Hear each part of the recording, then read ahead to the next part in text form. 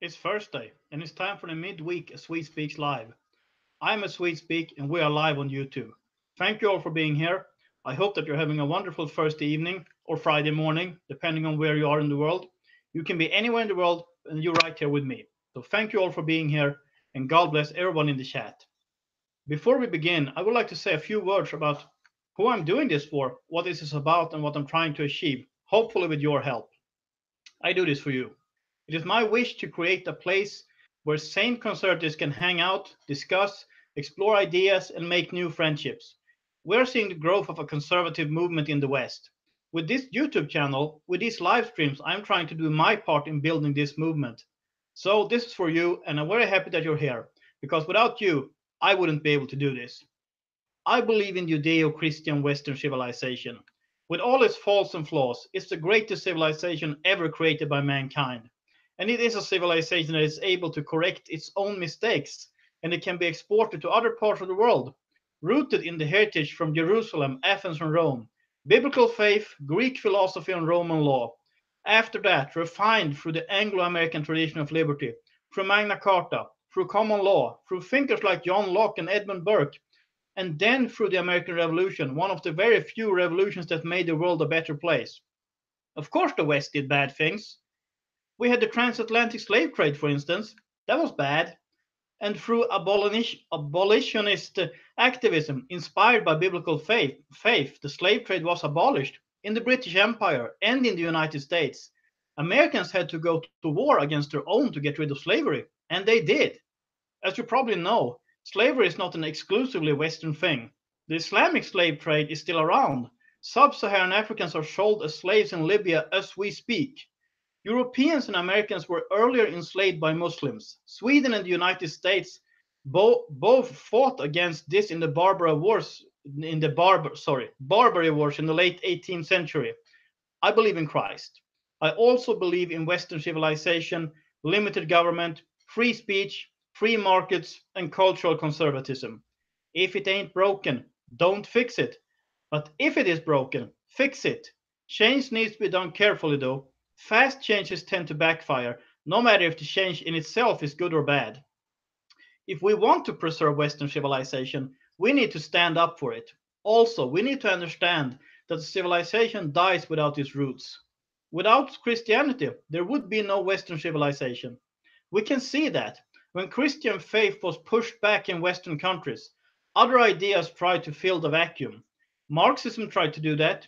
Today, political correctness and Islam are both trying to fill that vacuum. For now, these ideas are allies. That will not last, though. In the long run, Islam beats political correctness. That is what happened to Iran when the Shah was deposed. The left and the Islamists were allies in deposing the Shah. After the Shah was gone, Islamists went after the left. Where is the Iranian left today? They live in California and in Stockholm. The only idea that can stand against the Islamization of the West is Christianity. Not everyone in the West needs to be a Christian, but the West needs a Christian revival if the West is going to survive. Here are the good news. We don't need a majority to win. Most people are not leaders but followers. We need the leaders, the 10 stubborn%. Societies are changed, not by majorities, but by the most stubborn ones. The ones who won't back down, who will stand their ground, even when it costs them something. It might be their friends, their relatives, their job, or their position in society. But they stand their ground anyway. Those are the people who win. Here are the bad news. The 10% rule, the stubborn 10%, well, it seems to be correct, but it is amoral. To the theory, it doesn't matter which stubborn 10% happen to win. It doesn't matter if they're going to make society better or worse. Most Swedes are not in favor of public baths having separate times for women and men. Yet, it happens in many places in Sweden. Most Norwegians are not in favor of hijabs on little girls. Yet, walk the streets of Oslo East, and you will see it.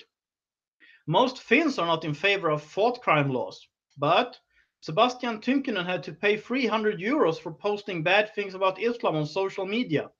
Most Britons don't want a totalitarian state, and yet, that's what they're getting. Most Canadians are not in favor of laws demanding that you call people by their self-described so-called gender, but that is the law in Canada. So why Sweden? Why Norway? Why Finland? Why Britain? Why Canada? Because of the 10 stubborn percent. However, there are also examples of the opposite. I think it's safe to say that Donald Trump wouldn't have been elected president of the United States without the support of evangelical Christians in America.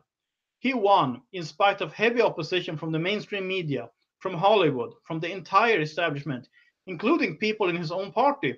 He and his supporters kept on walking, and he won. They won. Denmark recently banned niqabs in public. Compare this to Denmark's neighbors, Sweden and Norway. Poland and Hungary insist on the right to decide their own migration policies in spite of the EU trying to force other policies on them. They have now been joined by Austria and Italy. They are stubborn. Trump and his supporters, the Danes, the Poles, the Hungarians, the Austrians, and the Italians, the most stubborn one wins. Of course, sometimes compromise is a good thing. As a Christian, I know, or I hope I know, the value of being teachable to avoid ending up with the wrong ideas. Western civilization has taught us to solve conflicts through compromise and debate rather than through war. However, sometimes we can't compromise. There are limits to compromise. We do not trade liberty for security. As Benjamin Franklin supposedly said, quote, those who would give up essential liberty to purchase a little temporary safety deserve neither liberty nor safety, close quote. Sir Winston Churchill refused to compromise with Hitler. In a civilizational battle, he had no other choice. The same is true when it comes to the battle with Islam. We can't compromise if we want to preserve Western civilization. If we submit to political correctness or to Islam, Western civilization dies. And you're not going to like what comes after the West. Perhaps you noticed that I didn't mention race, skin color, or ethnicity. There's a very simple reason for that. It's irrelevant. This is about faith, civilization, culture, and ideas, not about what you happen to look like. Some Westerners are Jewish, Greek, or Roman. Most of us are not. Judeo-Christian Western civilization has always been established by the spread of Christianity, not by genetics. My own ancestors, the Vikings, were savages. Then they started going to church and they stopped looting, killing, and raping. They became civilized Westerners.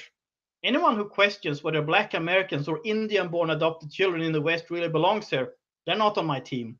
This also goes for people who question whether white people who have lived in South Africa for centuries belong there too, of course.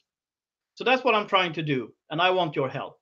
I'm trying to create critical mass, the 10 stubborn percent, in favor of Judeo-Christian civilization and against totalitarian ideas, no matter if they happen to be Marxist, fascist, neo-Marxist, Islamic, or something else.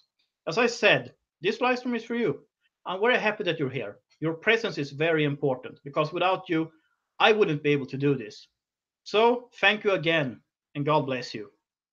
And if you want to support my work, and really, this is what I do. This is my day job, or right now, my evening job, but you get the idea.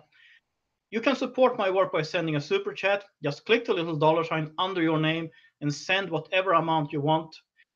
I will read all super chats, as long as you keep them clean. No racism, no anti-Semitism, no incitement. Please, be nice, don't incite.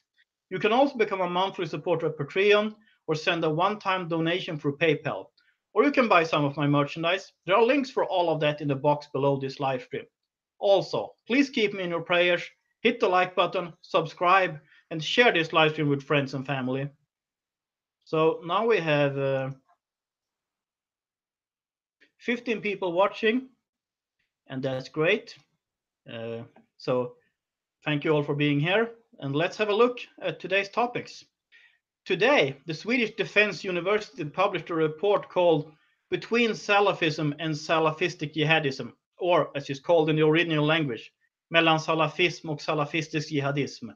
According to the report, the number of Islamists willing to use violence tenfolded in Sweden during the last 10 years, from 200 to 2,000 persons.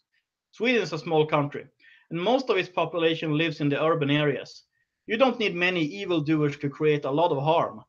The Swedish Defense University summarizes the ideological subversion of Sweden like this, quote, among the more conspicuous events have been the extensive traveling to jihadist groups in, among other countries, Afghanistan, Somalia, Iraq, and Syria, as well as the terrorist attacks on Drottninggatan in Stockholm in 2010 and 2017. Close quote. These are the results of the ideological poison of Salafist Islam, an ideological poison that has been spread by Salafist Imams. They have been manipulating and brainwashing children from an early age to, so to speak, build a good Islamic character. Did I mention that you see little girls in hijabs in Oslo, Norway? In Sweden, those Salafist Imams divided up Sweden geographically to spread their Islamic propaganda. That's in the report, and that was news to the Swedish government institutions. The Swedish report also points out that authorities, politicians, and the media have been downplaying the connection between ideological Salafism and violent Salafism. Sadly, I'm not surprised. We know that this happens, but I'm happy that a Swedish university released a report pointing this out. Well, it is the Swedish Defense University. Perhaps they are saner than most other Swedish universities. Downplaying the connection between ideology and practice, between ideological Salafism and violent Salafism, reminds me of how many downplay the connection between leftist ideas and leftist violence.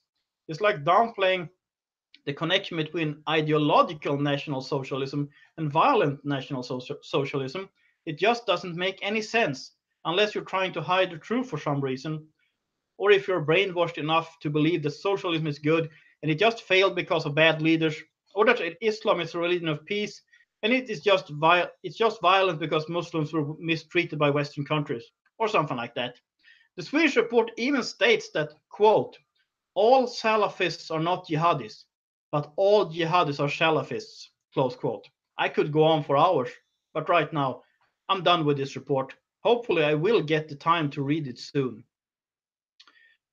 So since we have a bunch of people in here, let's have a look, and maybe you could tell me where you come from. Okay, Narcissus. Oh, we got one from Drammen, Norway. That's wonderful. And Bill B says, hello, Swede, New Jersey, USA. Well, hello to you too. Oh, hello to all of you. So that's great. Let's say a few words about the U.S. Supreme Court. Anthony Kennedy has decided to retire from the Supreme Court, and he will step down at the end of July. It is my understanding that Mr. Kennedy is a liberal, so this looks like a good thing. Yesterday, President Donald Trump said that he intends to choose his next Supreme Court nominee from a list he began compiling during the 2016 presidential campaign. So it looks like the United States will get one more conservative in the Supreme Court. And that's good, I think. By the way, the midterm elections in the United States are coming up in November this year. I hope that all sane conservatives vote. I would love to see conservatives in control of both Congress and the White House, which might actually happen, the way the Democrats and the American left acts these days. So let me say a few words about that too. As you probably already know, a restaurant called the Red Hen in Lexington, Virginia, Sarah Sanders, press secretary for the White House, was asked to leave the restaurant because she works for President Donald Trump. She left together with her family members. A poll indicates that 93% disagree with the restaurant's decision. Apparently, the restaurant held a vote among the restaurant workers whether to serve Sarah Sanders or not. What can I say? The business is, of course, free to serve or to deny service to anyone they want. Maybe the left should think really hard about this one. Because, Christian bakers being forced to bake cakes for same-sex couples. And did you hear that California Democratic Representative Maxine Waters called on her supporters to publicly confront and harass members of the Trump administration? To me, it looks like the left are shooting themselves in the foot. Ordinary people don't like bullies, and the left looks like a bunch of bullies. So, I got a super chat from Ripataya of €5, and he says, how big support in an election is needed for Sweden Democrats to be in the next Swedish government? Is 28% or is 50% or more needed? That's a good question, Ripataya. I'm guessing that maybe somewhere around 40%. Actually, 50% would be good in this case. I think they're kind of leftists in many respects, but they're the only ones who have some kind of understanding when it comes to well, migration in general and Islamic migration in specific. So I still have to tell people to vote for the Sweden Democrats, even though I think they're kind of leftist, but don't care that I think so. Vote for them anyway. That's what I'll tell Swedes. Uh, so I'm guessing I don't think 28% is enough, because my guess is there are 8 parties in the Swedish parliament, uh, which means the Sweden Democrats plus 7 other parties who don't want anything to do with them. What might happen is that some of the smaller parties, like the Green Party and maybe the Christian Democrats, will fall out of parliament. I would share if that happened. But still, you will probably have a majority who really don't like the Sweden Democrats, and they will probably try to work out some kind of deal to keep them away from any kind of influence, unless one party decides to break that deal and talk to them. But so far this hasn't happened, although it looks like some parties are trying to copy some of their policies. So we'll see. My guess is they need 40% or more. I hope I'm wrong. I hope 28% is enough, because I see that you're referring to the recent poll, which gave them 28%, which is more than I think ever actually. So it will be a very interesting election in September in Sweden, that's for sure. So hopefully I'll be able to follow that election, well, at least through some kind of screen, and be able to comment on it. Maybe I'll live stream on election night in Sweden. We'll see. Let's see. Stephen Cray says, I'm from England and it's 00:46 a.m., but Swede's worth it. Thank you very much for your kind words, Steve. And also, thanks to Alicia Bell for moderating. That lifted a big load off my shoulders, so I'm very happy. And Tommy Robinson filed for an appeal. So let's stand with him. Let's pray for his security and his salvation. And let's keep on highlighting his case. We need to keep on chanting, Tommy Robinson. The treatment of Tommy Robinson is appalling, and we can't let the British government and the British establishment get away with this. Remember, first Britons were disarmed by their government. Then their freedom of speech was taken away. There's a lesson to be learned here. So to Americans, Swiss, and others who are still allowed to own and carry arms, I say, keep your guns. They protect freedom of speech and a free society in general. And also, in other news, a Mexican presidential candidate tells people to move to the United States.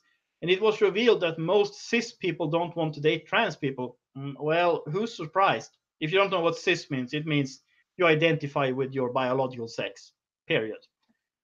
So anyway, how's your week so far? Well, it's already Thursday, so how's your week?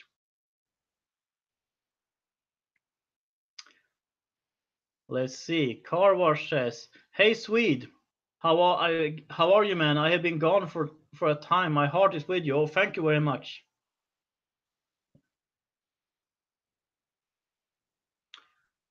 Let's see. Oh, Ripataya sent me another super chat of another €5. That's great. Thank you very much.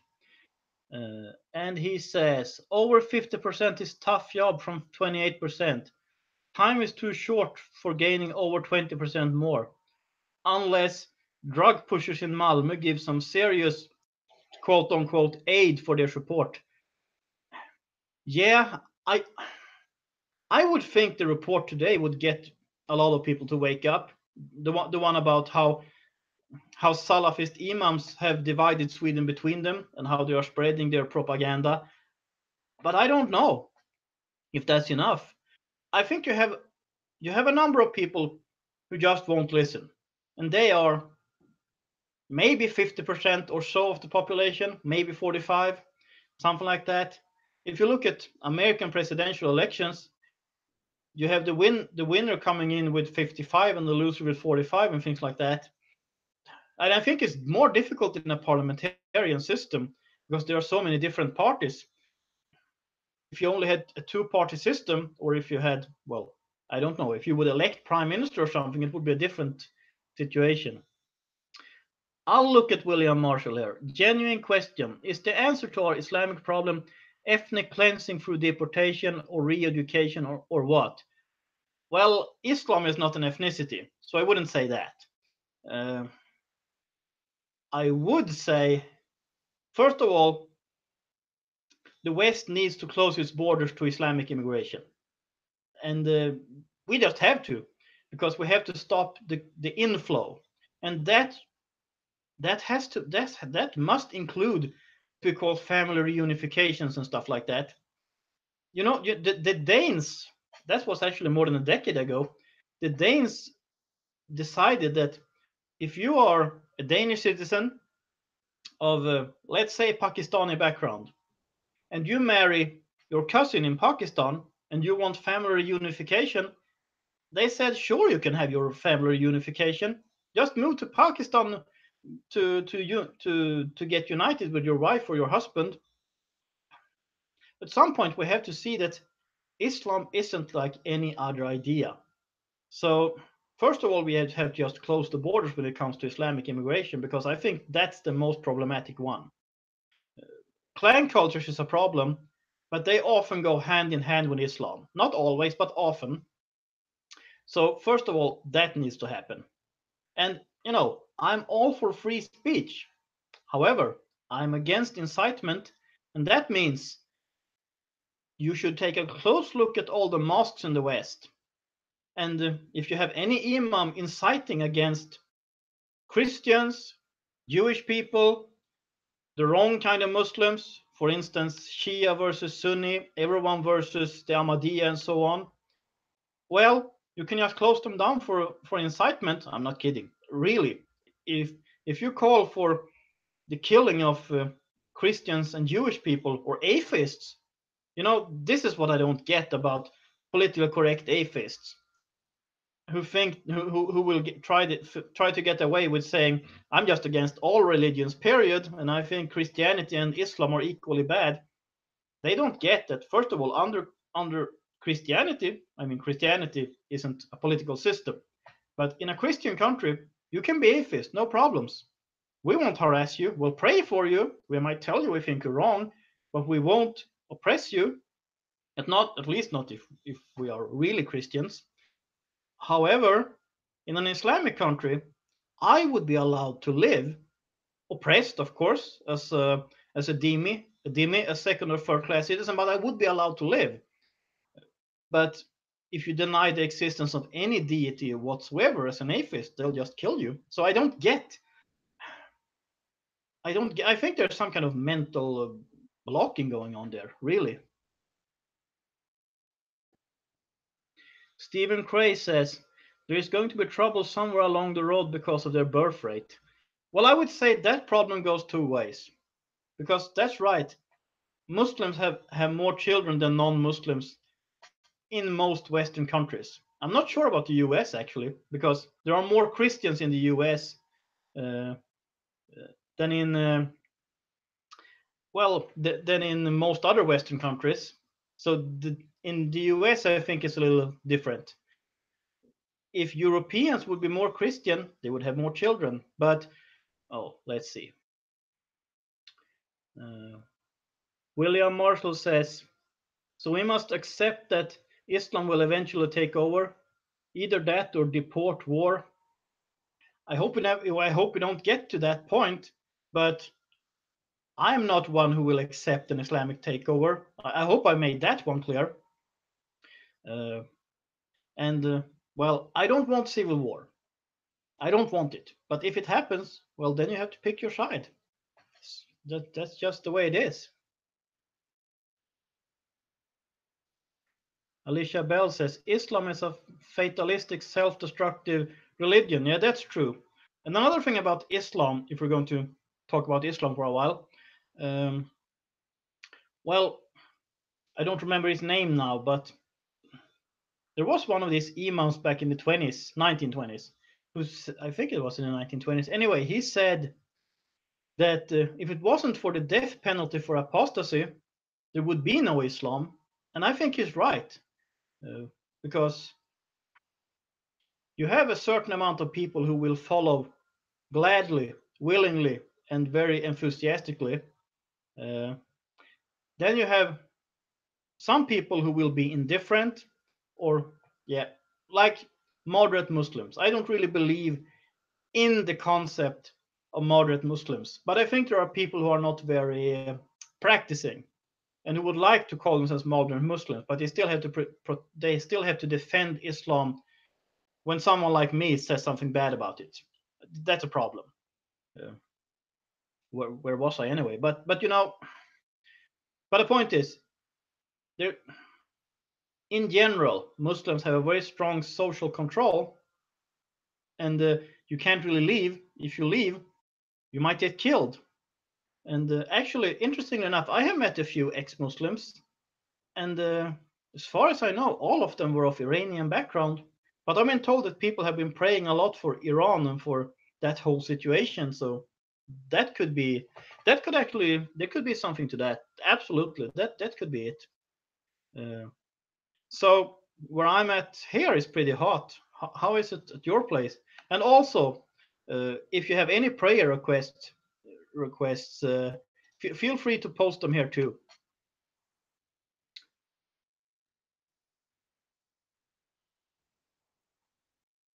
D Duff is, let's see. D Duff is 60 says Europe needs to stop following lefty teaching and start having lots of babies and big families. That's better. Make love, not war, will be the answer. Well, in one way, I guess I agree. In one way, but with Christianity, you get more families. With more families, you get more children. That's the way I see it. In short.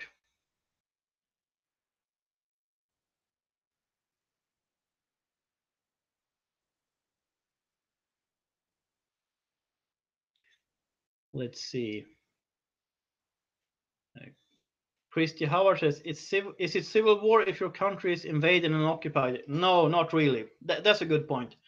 However, you have the neo left. You have the political correct people who, without them, we wouldn't have an Islamic immigration at all, or not much at least. In the 1930s in Sweden, there were 5 Muslims because they had statistics. They don't make these statistics anymore. But according to some, according to what's his name, Tobias Hübinette, he looked at the numbers, or he looked at where immigrants in Sweden come from, and people born in Sweden of immigrant background, where their parents came from, and he looked at the amount of Muslims in their home countries. And his conclusion was that Sweden might have an Islamic population of 10%. Since there are no statistics on it, we don't really know, but that might be it. The statistics I've seen from Norway is that Norway is getting close to that point now. So that's also the 10% rule. As I said, the 10% rule doesn't care if it's the good guys or the bad guys who are the most stubborn ones and who are the ones who will stand up and won't back down. It doesn't care. It's not a moral theory. It's just a theory that describes reality, as far as I can say. So Ripataya sent another super chat of €5. So thank you very much, Ripataya. That's very much appreciated. And he says, if I have to choose between civil war or Islamic rule, I choose year of civil war instead of one day ruled by Sharia law. Well, of course, I agree with you on that one, obviously. If anyone didn't get it, of course I agree with that. I don't want civil war, but if it happens, well, in that case, yes. I'm watching Darkest Hour right now, the movie about Winston Churchill and the UK during World War II, and how he has to fight. He has to fight to be allowed to fight Nazi Germany, while he has all these people around him telling him, and I've only seen a little of it, so I won't give too much of a spoiler to those who haven't seen the movie. The point is, he's got all these people telling him to compromise with the Nazis, and he refuses. And we all know what happened then. We know history. We know that Nazi Germany was defeated. And speaking of Churchill, as I've been told that he actually wanted to go to war against Soviet after World War II, but no one wanted to support him. Christy Howard says Swede should do a live chat with fellow YouTube Swede pissed off father. I don't know him. I've seen some of his work, but I don't know him. But he's free to contact me. Let's see. Ripataya sent another super chat of an additional five euros. So thanks again. And he says, if nationals win the war, we can sort out everything for good, or if Muslims win, I won't be around experiencing Sharia law. Yeah, that's a good point. Yeah, they'll hang us. So, what's going on in your part of the world? Do you have any hot button issues going on in your countries that I might have missed? Because, well, I sort of try always to get something Sweden, and what's going on in the US is pretty interesting with President Trump, and the conflict between the left and the right in the US is actually pretty interesting, or how the left is getting desperate. I think that's why they're acting out in that way. And of course, Britain is also interesting. Sweden and the UK are kind of the warning examples of the West right now in different ways. Ripataya says, in Finland we have now Pride Parade week. I think that's all over the West, or only a week. In some places it's a month. Let's see.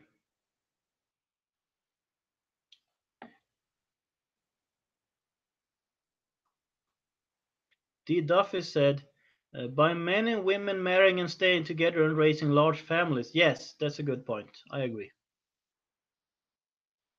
Psalm 122, 6S says, voted in our primary this week. Oh, that's good. That's good for you, and good for America, I think.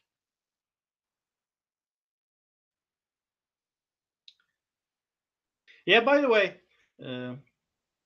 what do you think that Trump should do next? Well, if you ask me, first of all, he needs to appoint a conservative judge. But apart from that, do you have any ideas or propositions what he should do next? And how do you think that the midterm elections in the US will go? My guess is that you will see actually sort of a conservative surge because of all the craziness going on from the left. That's my guess. And also looking at record low unemployment in the United States. In March, I think it was 4% in the United States as a whole, and less than 3% in some Midwestern states. I'm not sure about the numbers right now, actually. I can look it up. And yeah, maybe I'll make a comment on that in a video one day. I'll think about it.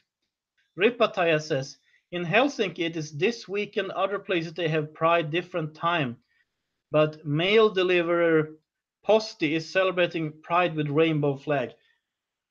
Yeah, I'm not sure where you stand on that one, but I think that's stupid because basically, if the mail deliverer, if they would put up a party sign on their cars or something like that, if they would put up the Republican Party or whatever, I would still oppose it because they're not supposed to be political. They're just supposed to deliver the mail, period.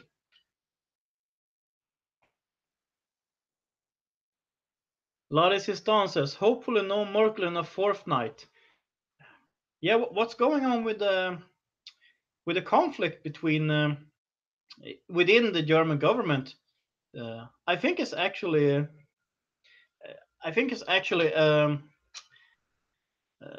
sort of a Bavarian German thing, because Bavaria, they have their own Christian Democrat Party, the Christian Social Union, and I think they are actually more right wing than the rest of the party. And I think this government minister who wants to work with the Austrians and the Italians and who doesn't like Merkel's immigration policies, I think that he's from Bavaria, but I might have gotten that wrong. That's just from the top of my head. Let's see. Tony True says, Ian Collins, LBC Radio regarding Tommy Robinson as a criminal. And the people who support Tommy Robinson are criminal supporters, all wearing Fred Perry tops, and we've all got shaven heads and we are ignorant. Well, that kind of that's the way certain people will talk about people who support, well, I guess you could say truth. I mean, it goes from how supporters of the Sweden Democrats have been called racists and ignorant people. And sure, if you look at the supporters of the Sweden Democrats, you will find some ignorant people, you will find some racists, of course you will. If you look at the Social Democrats, you will find it there too. Especially if you start asking them about Israel, you will. And it's the same thing when Hillary Clinton called Trump supporters a bag of deplorables. And then you had the Brexit vote in Britain, which was actually before the presidential election in the US.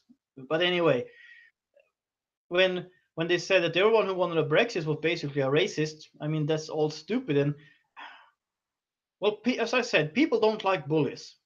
When you tell people that your opinion is wrong because you're stupid, you're a racist, you're a deplorable, instead of arguing your case, well, then people they will just get angry. And I think most people who wanted a Brexit were most likely not racists. Most people who voted for Trump were not racists. I'm pretty sure of that one. Most people who support the Sweden Democrats are not racist, but they might be worried about the consequences of of the Swedish migration policies, and they might worry about the spread of Islam. Well, so do I.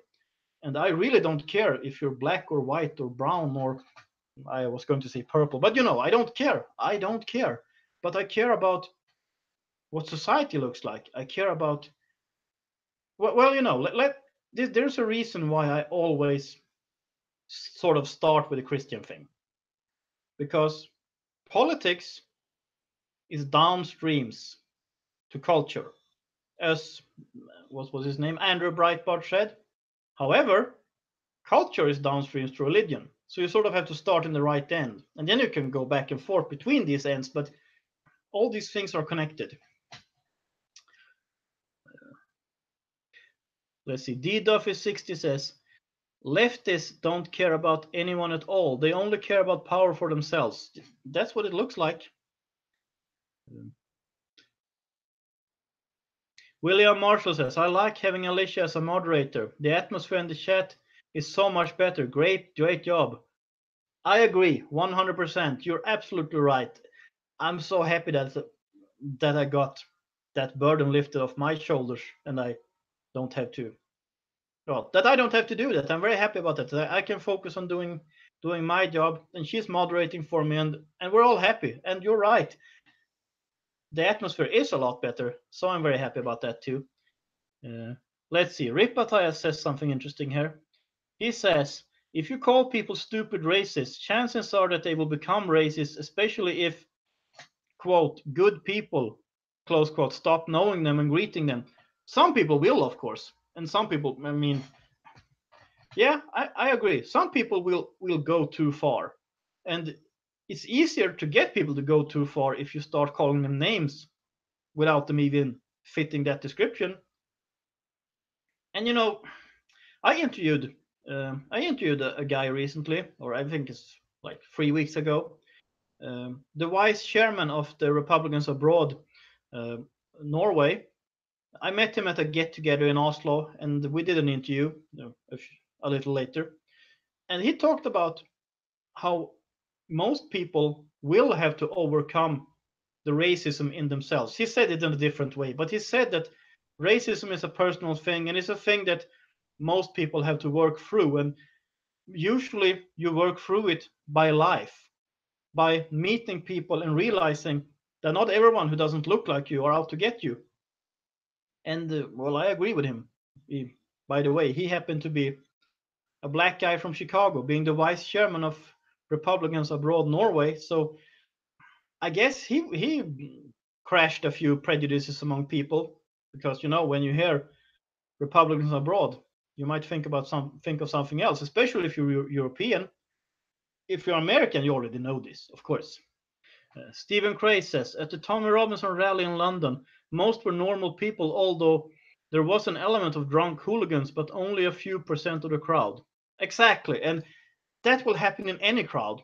Any crowd will attract some bad people. If they are drunk or if they are just bad in general, that will happen in any crowd. Uh, I think it was 2 years ago. There was something going on in Sweden called the People's Demonstration, Folkets Demonstration, and they most of the people who came there, as far as I know, were ordinary Swedes who just wanted freedom of speech. They wanted a better country. They did it. They didn't want all of this craziness going on in Sweden, and that's all right.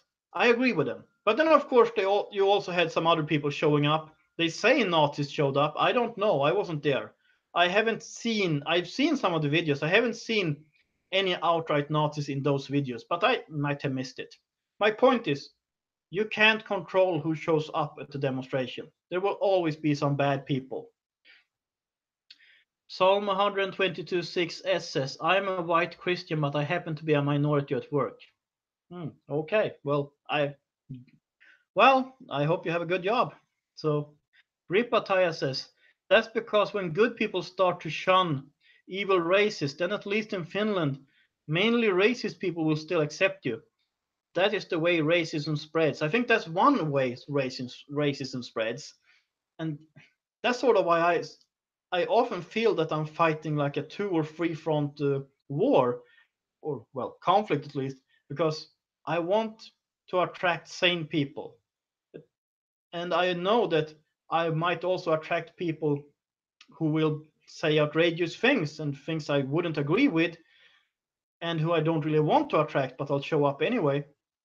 So I have to draw a line, not for being mean, but because I think if too many people show up and say crazy stuff, the sane ones are going to leave. So, or you will have people who are sort of in between and undecided, and they might go one way or the other. And if they end up in the wrong company, well, I guess you know what I mean.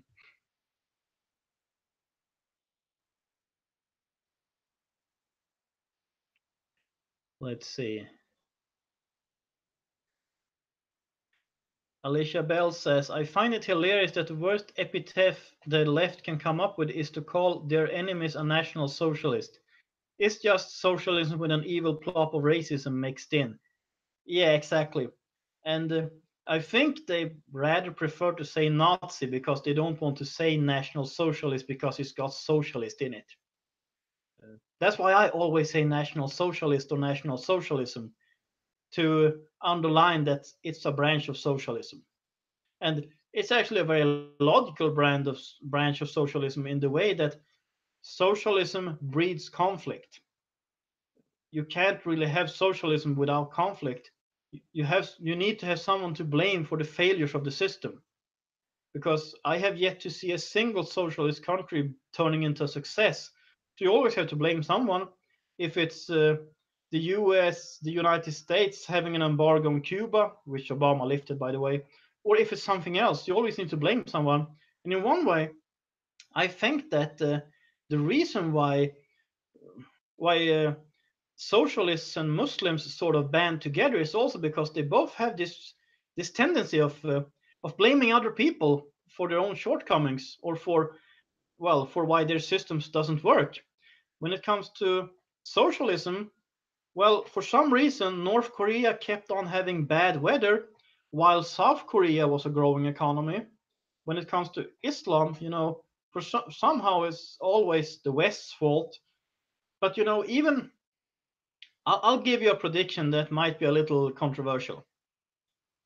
I believe that the non-Muslim countries of sub-Saharan Africa will surpass the Islamic world any day now. I think some of them really actually already did. Yeah, Botswana did for a long time ago.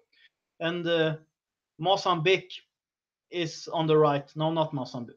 Was it Mozambique who instituted these free market policies? I'm confused. No, it was Tanzania. I'm sorry. Tanzania. Mozambique is still Marxist, I think. But Tanzania, I'm not sure how to pronounce that country in English. But they instituted some free market policies. and they reduced the number of poor with 50 percentage points in like 10 years or something. So let's see. Oh, time really flies today. So I'm going to wrap this up in a few minutes. No, I'm not. I'm confused by time. I forgot I started later. So never mind about that. We've only been on for 45 minutes. Let's see. D. Duffy60 says the leftists are the real Nazis. Well, absolutely. I mean, Mussolini, he read Marx, and then became a fascist.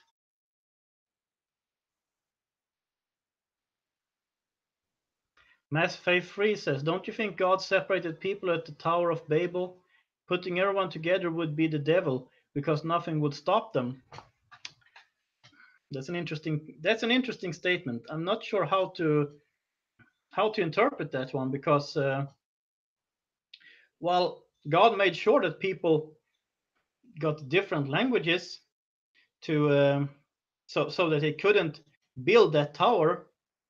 But also, as a Christian, I'd say here is neither Greek nor Jew, and the United States is still, I think, to some extent, a melting pot society. Of course, you have some. I think you have some groups in the U.S. who won't assimilate as easily anymore, for either religious or linguistic reasons.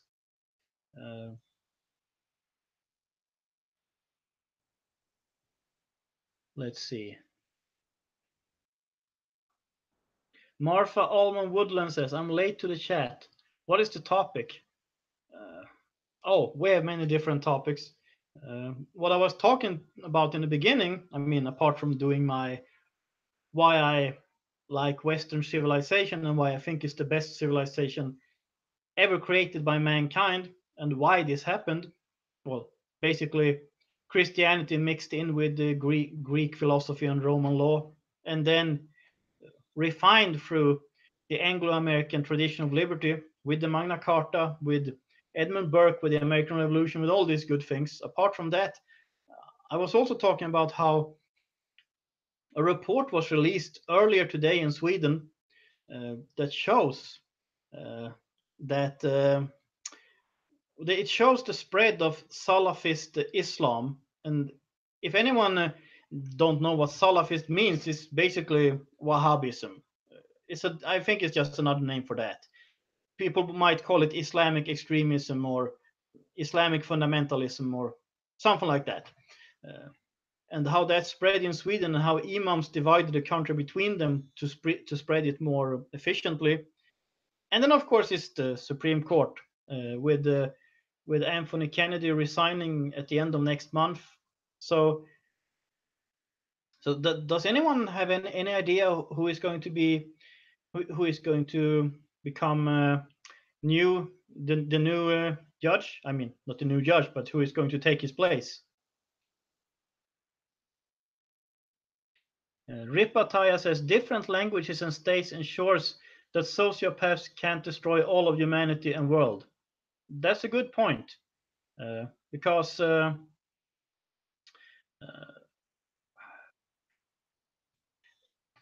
well, if you would have a world government, you get the bad guy on the top of the world government, and they can just destroy the entire world. But if you have 200 countries or something like that, it's a little more difficult, and that's why I don't like about globalism, because the idea is to make the world one, and it sounds really nice, doesn't it? But the problem is, if you have a super state, like if the EU turns into a super state, or if the UN would turn into a super state, if you only have one state suddenly, well, then where are you going to go if your country becomes oppressive, if your country happens to be the entire planet?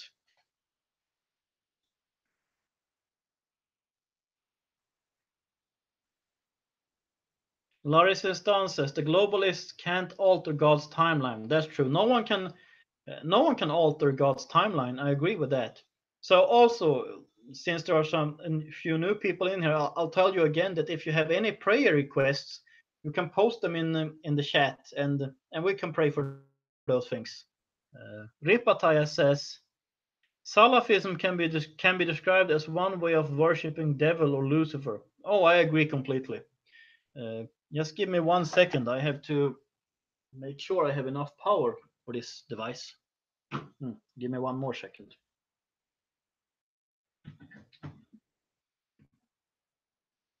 Okay, we should be good now.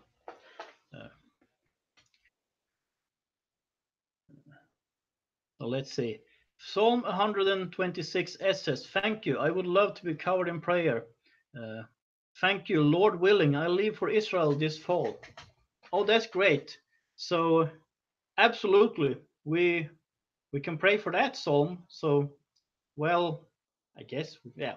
So, dear Lord, we pray for Psalm 126 s. We pray for him being. We pray for his upcoming trip to Israel and for everything that's going on in his life until then. And we pray that you lead him and that you give him a good trip to the Holy Land, Lord. And we pray these prayers in the name of your Son, Jesus Christ. Amen.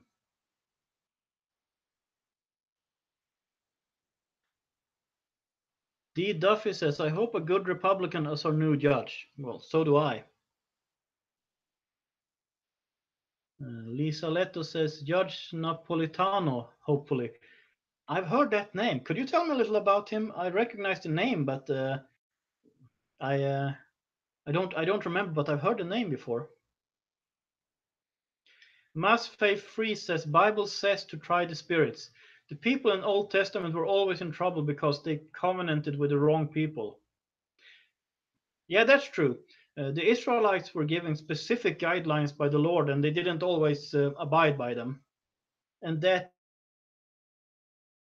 all the trouble. That's the short version.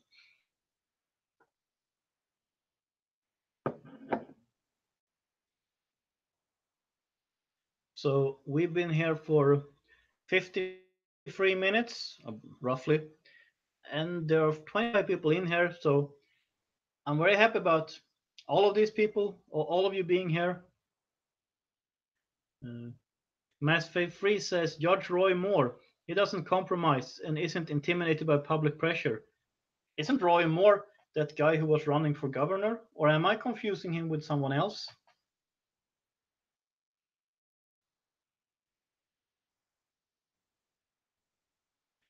So since we have a few new people in here, yeah. So I'll ask you again. Where do your people come from, or where do you live, and what's going on in your places? And some of you already told me, but if there's any new people in here, senator. Oh, he was running for senator. Okay. D. Duffy 60 says Moore is from Alabama. Oh yeah. Oh, that's him. Let's see. Art Schneider says, "I think it's interesting. The classic rock band Deep Purple recently came out with a new album with the lead single being an anti-socialist song. Everyone check it out. It's called Time for Bedlam." I'll try to remember that. I should listen to that one. Ripataya sent me another super chat of €2. Thank you very much. And he says, "Your thoughts on Italy. Do you feel hope?" Yes, actually I do. When it comes to what's going on with the EU and with Europe, well, you see things going in both directions. You have what's going on in Britain with Tommy Robinson in jail. At the same time, you have all these crowds of people protesting, and there are a lot. And then you have on the bigger European scene. Well, it started off with Poland and Hungary and these countries who used to be considered Eastern Europe, the Visegrad countries, who said that they weren't going to comply with the EU imposing migration policies on them. And I think in Poland they even said that we don't want any more Islam here. We've seen what happened to Germany and Sweden, and we're just not interested. Something like that. It started with them, and then it inspired Austria. So you had the election of the new Austrian chancellor, and I think that was a great thing. And then Italy, and well, Italy got a populist government. But when people say it's right-wing populist, I don't really agree. But anyway, it's populist. You have some left-wing populism, you have some right-wing populism, and they agree on sort of a populist platform. And Italy, it seems like Italy, they are doing what Australia did. Was it 10 years ago or something when Australia stopped the boats? And what happened then in Australia was that people stopped drowning because they stopped coming there. I mean, that way at least. And I think some immigration will always happen, and some immigration will be beneficial, but open borders is just a stupid policy. I mean, to put it lightly. But I think Italy, you now have sort of a tide that's turning the other way. So, because before it was only what we thought of as the old Eastern Europe, but when you have Austria and Italy in here too, they're the old Western Europe. So now we see how you have a ripple effect from Visegrad over to some other European countries. And I mean, I don't know what's going to happen in Germany. If Merkel is out, Germany could turn around and say that we're done with this. We can't do this anymore. And it might end up with Sweden being the last one turning around, or maybe we'll see what happens in Sweden in September. Psalm 122:6 says, "Why is Ireland calling for mass immigration?" That's a good question.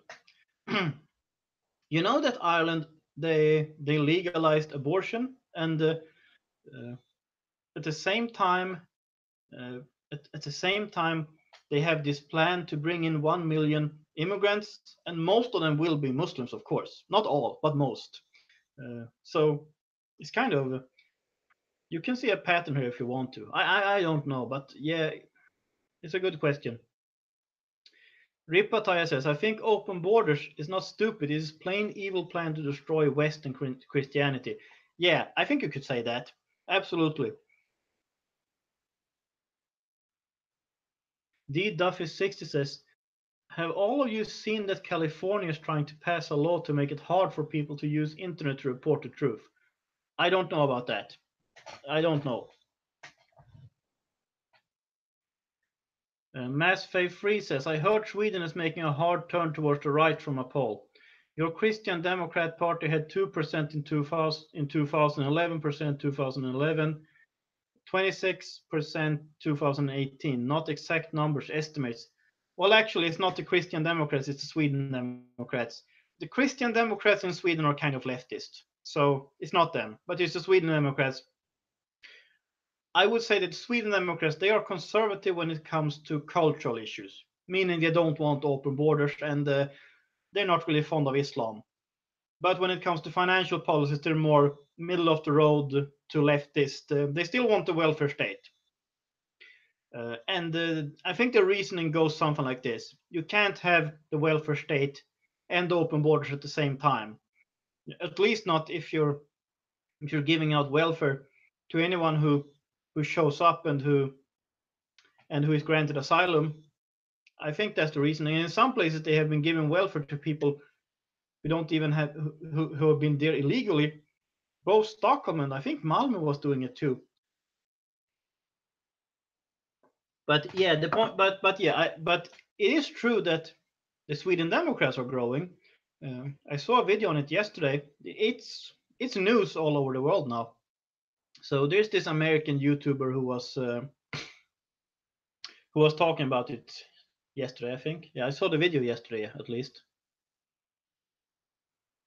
Art Schneider says, I'm participating from Salt Lake City, Utah. Oh, okay, thank you. So do you have any hot button issues in Utah? Lisa Leto says, I recently saw a crowd shout down a street preacher in Dublin. Oh, that's horrible. However, that's horrible.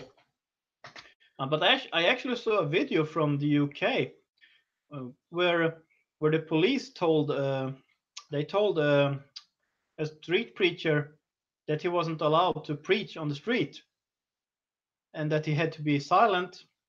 And he, of course, refused to be silent. So, in their minds, they had to arrest him.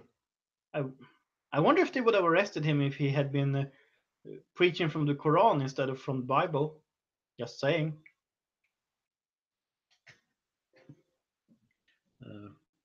Mass Faith Free says Dr. Steve Turley. Yeah, that's him. And Ripataya says in Helsinki, council decided to give free healthcare for illegal. Main supporters were usual left wing and Greens. Yeah, that seems to happen all over Europe. So I'm not surprised at all. And I think they've been doing the same thing in Stockholm. And I haven't heard of the Stockholm decision being turned over yet.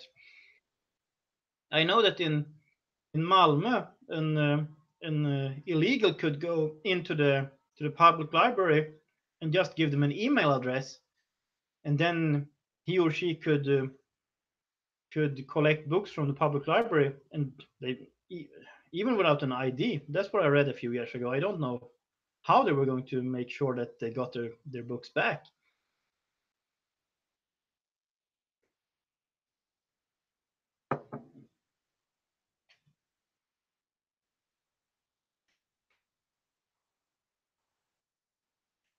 So, Mass Faith Free. Sweden's mass swing to the nationalist right. Dr. Steve Turley. Yeah, that's right. I follow him. I don't necessarily watch all his videos, but I do watch some of them. And he talks a lot about Europe.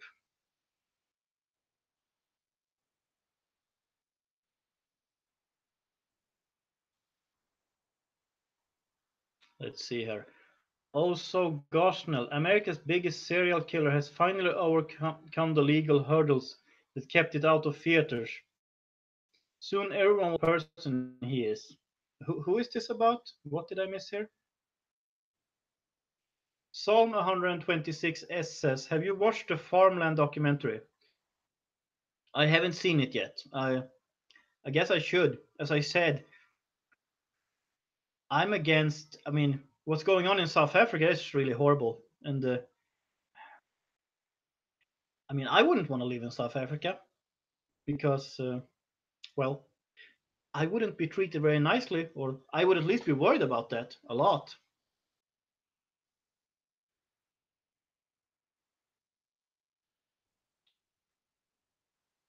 So yeah, I should watch it. I'm a little unsure of Lauren Southern, but well, the interviews should be fine, I guess. Ripataya says cultural Marxists like communists, feminists, and Greens are like pests or garbage yard rats who infest whole nation, destroying our homelands. That's a pretty strong statement, but I'll agree. I would say that well, it's really an ideological battle or a philosophical battle, and if you get a crazy idea into the system, well, it can, and especially if you have these stubborn 10%, and this is the thing that the left got, and the right is still trying to learn. Some of us are getting it now, but the left. I mean, I was on the left for a while, for 4 years, from 2010 to 2014. Then I couldn't stay there anymore. It just they were too crazy for me. But I was there for 4 years. And what they would say stuff like, "Stick to your demands and don't back down." They knew this, and of course, Muslims seem to know that they stick by their demands and they get their will. They just keep on marching forward with their demands. And that way, of course, if you don't have an opposition to this, if you don't have any opposition to left-wing activism, for instance, well, then they will run the show. They will decide what kind of society you live in.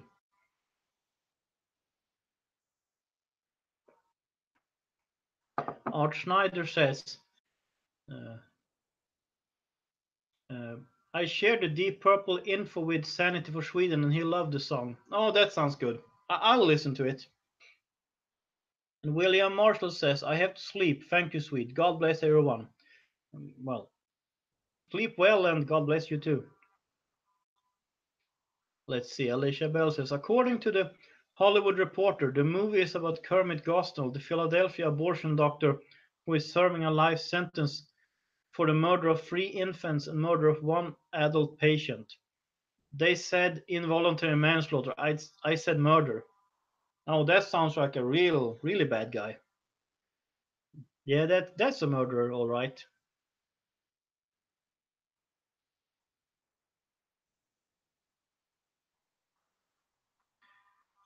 Mass Faith Free says left-wing activism isn't natural. It has to be trained, thought stirred up. Well, kind of. Yeah, there's a point to that too. That's the people on the left are often very well. They tend to flock around occupations where they can influence the minds of young people. So you will find leftists in places like, well, teachers, libraries, the media. The media is more of trying to or not educate, but to influence adults though, and it's not working as well as it used to. But you see how leftist people, they will be attracted by occupations where they have a chance of influencing the minds of people, especially young people. And I used to say that, well, everyone's a conservative at heart. That's kind of the natural position. Uh, and I would even say that uh, the Swedes uh, vote for social democrats because they're conservatives, because they do as they always did. But it's not really true anymore. I would have said it 10 years ago. Now it's not really true anymore.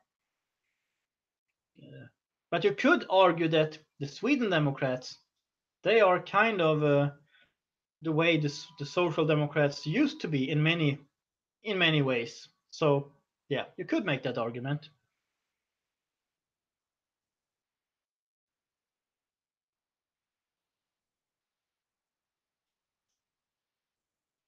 Let's see.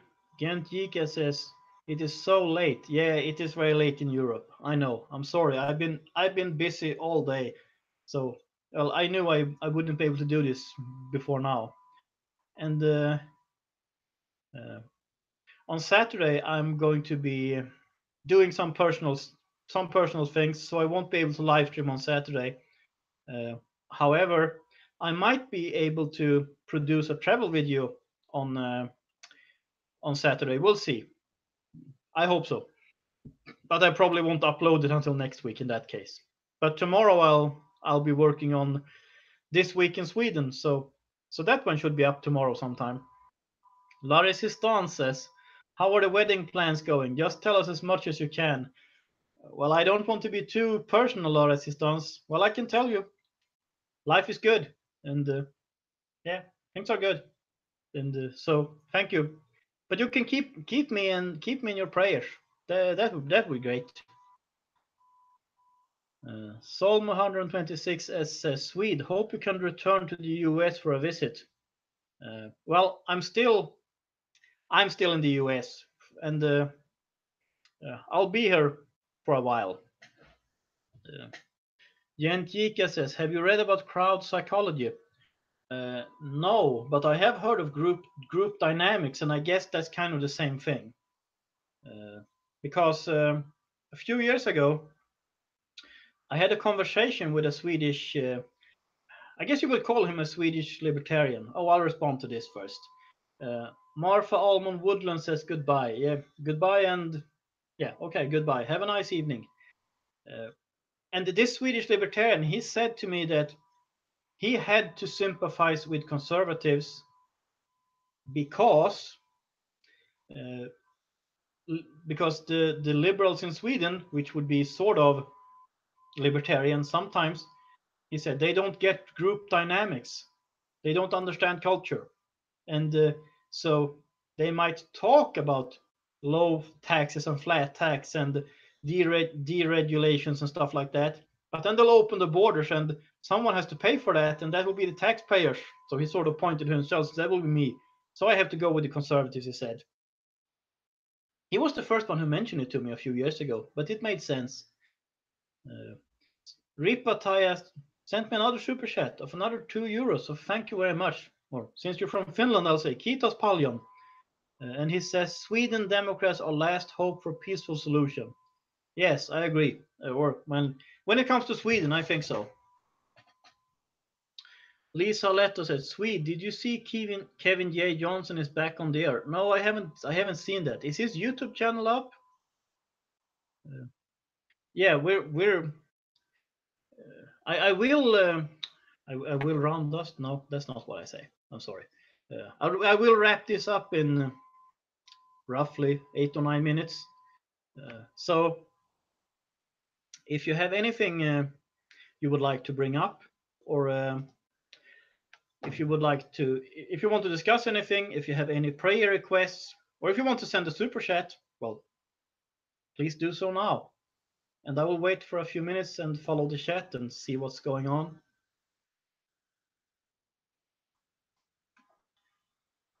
Jentjika says, I mean pretty much mass hypnosis. Well, I guess in one way you could say that it's mass hypnosis. Or is that too strong? But I guess you could say so. A lot of people will follow the crowd, no matter which way the crowd goes. But that's why you need people who won't. People who are able to turn the crowd around by refusing to follow it if it goes the wrong way. I mean, if you have a crowd or a bandwagon going the right way, I'll be happy. But you still have to be careful, sort of, to make sure you don't start going the wrong way. Herd mentality, says Genji. Exactly. Herd mentality, yeah.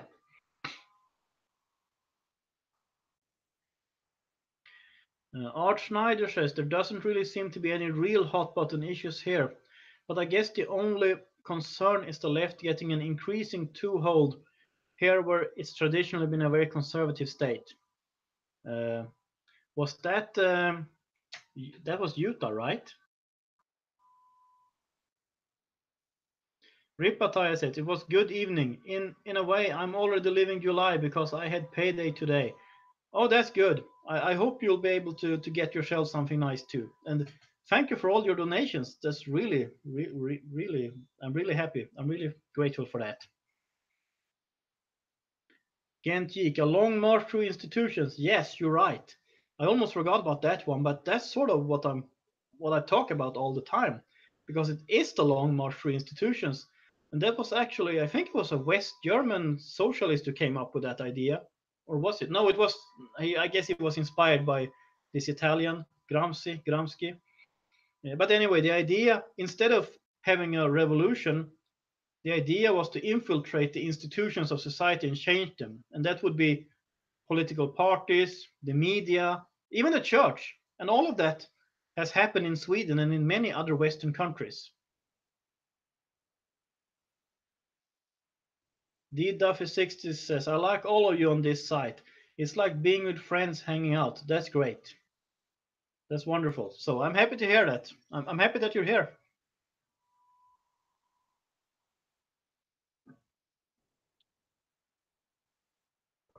Psalm 126s says, does everyone in Sweden or the EU feel they must be very careful in how they express their opinions? I think, well, in general, compared to Americans, yes. Or at least if we talk about people in Western Europe, I'm not sure that's true about the Visegrad countries, Poland, Hungary, these countries. I don't know if that's true when it comes to these countries. It seems like they have more free speech than you have in the western part of the EU. I could be wrong, but well, maybe I'll get to go to Hungary one day and ask them what they think about that. I've been to Poland already. I might go there again one day. We'll see.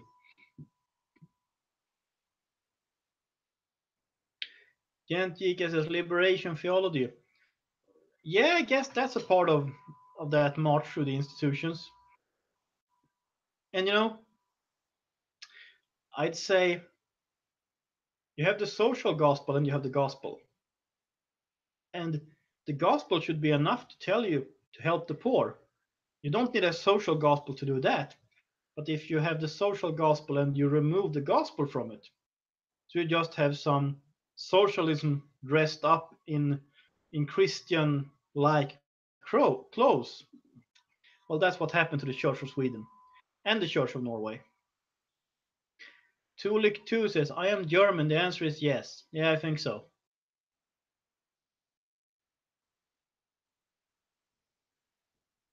So yeah, I'll repeat what Alicia Bell is saying here. In the last 5 minutes, are there any other prayer requests or praises for answered prayer?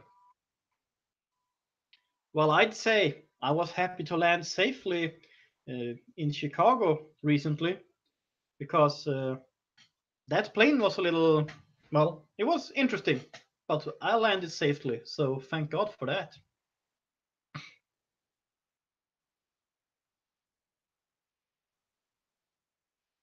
And Alicia Bell also says we all need to pray for Europe. Absolutely, I agree. We have to. We should pray for Europe. Absolutely. Mass Faith Free says with open borders you can go everywhere for a weekend by train. I guess you can go do that within the European Union, but going by train through the EU would take a long time, and it would probably be more expensive than flying. Actually, at least if you get good tickets. But anyway, Europe, yes, yes. Actually, when I was at church last Sunday, the pastor said he was going to pray for the world. Then he started by praying for Western Europe, and he didn't know I was there, so it couldn't have been because of that. So I'm assuming he was just led by the Holy Spirit to pray for Western Europe. And yes, dear Lord, please, Europe needs revival. As I said, Europe needs revival. So, Lord, we're asking you to send revival to Europe, to give Europe sane leaders and revival in Europe. And we're asking for a great revival in Europe. It's happened before, Lord. There was revival in Sweden in the 19th century. And you know, Lord, there was a lot of them, people who were reading the Bible, who were reading your word, and who got saved. And we're asking you to carry out miracles in Europe again, Lord. And you know, Lord, as I've told some of my American friends, I'm seeing sort of a youth revival going on in some circles in Oslo. The Hillsong Church in Oslo doubled their numbers in 1 year. I asked them, and they told me. So, Lord, you're doing great things, and we're just asking you, send more workers to the harvest. Give us a great harvest in Europe, Lord. And we're asking you this in the name of your Son, Jesus Christ. Amen. So Mass Faith Free says, are you in the US now? Yes, I am. And we're really at the end right now, but I was really happy to see all of you here. And thank you all for being here, for participating. Thank you for your comments, for your donations, for prayers and prayer requests. Thank you for all of that. And as I said, I will not live stream on Saturday since I'll be busy doing some very important personal things. I might produce a travel video while attending to those things, though we'll see. And I hope to see you in my next live stream, Saturday next week, unless I decide to do a midweek live stream, but at least Saturday next week. So until next time, have a nice day, and God bless.